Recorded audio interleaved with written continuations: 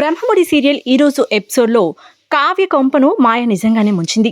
అది ఎలాగో తెలుసుకునే ముందు మన ఛానల్ కనుక ఎవరైనా ఫస్ట్ టైం చూస్తుంటే వీడియోని లైక్ చేయండి, ఛానల్ని సబ్స్క్రైబ్ చేయండి. ఇక వీడియోలోకి వెళితే కావ్యకు అక్షింతలు వేయగా ఇక రుద్రాని ఆపుతుంది రాజును. ఏకపత్రి వ్రతులు మాత్రమే వేయాలి అని. ఇక కావ్య మాత్రం ఎవరు ఏమనుకున్నా మా ఆయన రాముడితో సమానమే అని అక్షింతలు వేయించుకుంటుంది.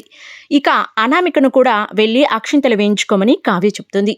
ఇక అక్షింతలు తీసుకొని కళ్యాణ్ దగ్గరికి వెళ్ళగానే కళ్యాణ్ అక్షింతలు వేయకపోగా బాగా చివాట్లు పెడతాడు. అది దూరం నుంచి చూసిన కావ్య కళ్యాణ్ను ఇది సరైన పద్ధతి కాదు, భార్యను ఇలా చూసుకోకూడదు, నా పరిస్థితిని నువ్వు ఇంట్లో చూసావు, అయినా కూడా నువ్వు ఇలాగ చేస్తున్నావు, ఇది మంచి పద్ధతి కాదు, తనను నీ దారిలోకి తెచ్చుకోవాలి కానీ ఇలా దూరంగా పెడతావా అని చెప్పి చీవాట్లు పెడుతుంది కావ్య.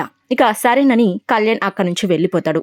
ఇక అప్పు కావ్య కలిసి ఆ మాయను వెతకడానికి మాయ వాళ్ళ ఇంటికి వెళ్తారు. లోపలికి వెళ్ళగానే వాళ్ళిద్దరిని చూసి మాయ చాలా భయపడుతుంది. వాళ్ళిద్దరూ ముందే తెలుసు అనుకుంటాను మాయకు. మాయ అలా కంగారు పడ్డం చూసి కావ్య అప్పు కనిపెట్టేస్తారు. వీళ్ళిద్దరూ తనకు ముందే తెలుసని, అందుకే భయపడుతుందని. ఇక తనను బెదిరిస్తుంది అప్పు. నిజం చెప్తావా, పేగులో పడవమంటావా అని. అప్పుడు కావ్య అంటుంది, నీకెందుకే, మళ్ళీ నువ్వు జైలుకి వెళ్తావు, పద తనను పోలీస్ స్టేషన్కు తీసుకెళ్దాం, అక్కడే నిజం చెప్తుంది అంటే ఇక తను బెదిరిపోతుంది. పోలీస్ స్టేషన్ అనగానే అప్పు అంటుంది, ఇది చాలా తప్పులు చేసిందక్క, అందుకే పోలీస్ స్టేషన్ అనగానే భయపడుతుంది అని అంటే పోలీస్ స్టేషన్ వద్దు కావ్య అంటుంది.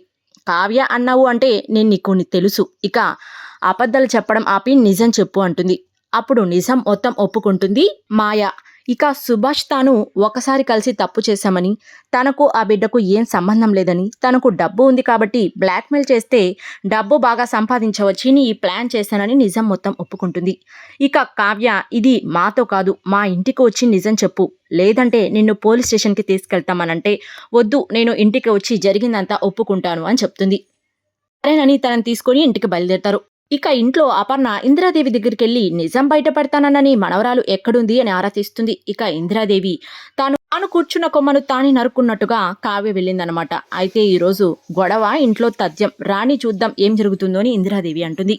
ఇక అనుకున్నట్టుగానే మాయని తీసుకుని వస్తుంది కావ్య. ఇక మాయ ఆ బిడ్డను చూపించి, ఆ బిడ్డకు తల్లి నేనే, ఆ బిడ్డకు తండ్రి రాజ్ అని రాజ్ వైపు చూపిస్తుంది.